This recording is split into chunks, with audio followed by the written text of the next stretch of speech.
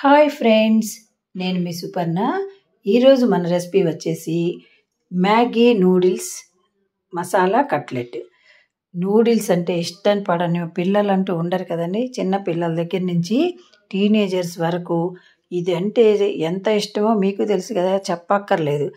ఈ మ్యాగీ కానీ నూడిల్స్ కానీ చేసిస్తామంటే పిల్లలు ఏ పనైనా చేస్తారు. హోంవర్కులు చేసేసుకుంటారు, బయటికి వెళ్ళి ఏదైనా పని చేసి రమ్మన్నా చేసేస్తారు.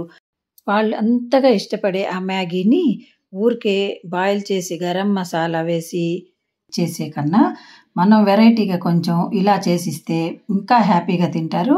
దానికోసం హాఫ్ బాయిల్ చేసిన పొటాటోని తురిమేసుకొని అందులో అల్లం ముక్కలు, పచ్చిమిర్చి ముక్కలు, ఉల్లిపాయ ముక్కలు, కొత్తిమీర, పుదీనా కట్ చేసి వేసేసుకొని కొంచెం చాట్ మసాలా, ఇది కొంచెం నూడిల్స్ మసాలా, ఈ రెండు వేసి కొంచెం ధనియాల పొడి వేసి కార్న్ ఫ్లోరు, సాల్ట్ కలిపి జల్లెడ పట్టేసుకొని బైండింగ్ కోసం అది కొంచెం వేసేసుకొని ఆ పిండి కలిపేసి ఉంచుకొని ఇప్పుడు ఈ నూడిల్స్ని కూడా హాఫ్ బాయిల్ చేసుకోవాలి. పూర్తిగా ఉడకనీయకుండా కొంచెం బాయిల్ అవ్వగానే వాటర్ అంతా రిమూవ్ చేసేసి ఇవి చల్లారాలి. పూర్తిగా చల్లారిన తర్వాత ఇందులో వేసేసి కలిపేసుకుందాం.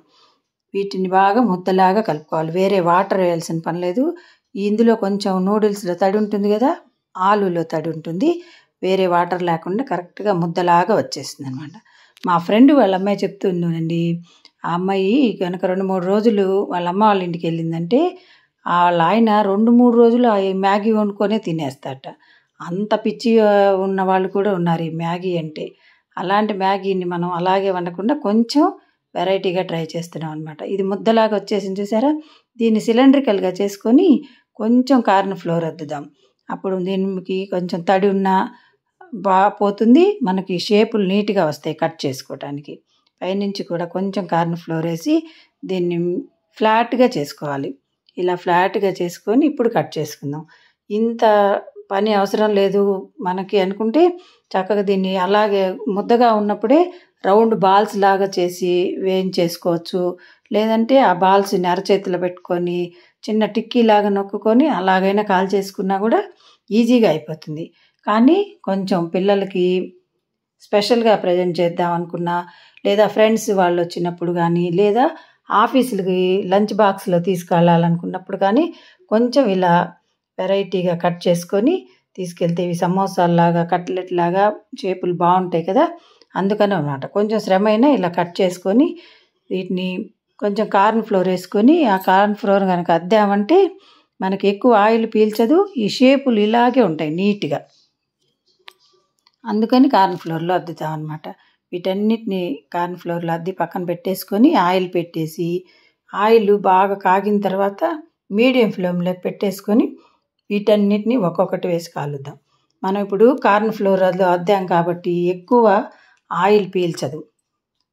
మనం కూడా దీన్ని షాలో ఫ్రై చేస్తున్నాం, డీప్ ఫ్రై చేయాల్సిన పని లేదు. చక్కగా షాలో ఫ్రై చేసినా కూడా అయిపోతే, ఇంకా ఇది కూడా ఆయిల్ వద్దు అనుకుంటే ఓవెన్లో బేక్ చేసేసుకోవచ్చు.